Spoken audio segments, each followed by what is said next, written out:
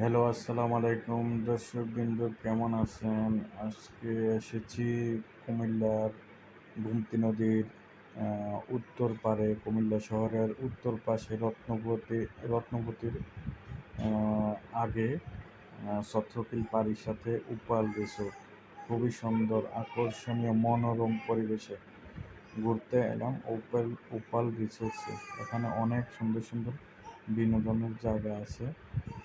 ছেলে বাবুদের খেলার অনেক সৌন্দর্য, আকর্ষণীয় রাইডস আছে।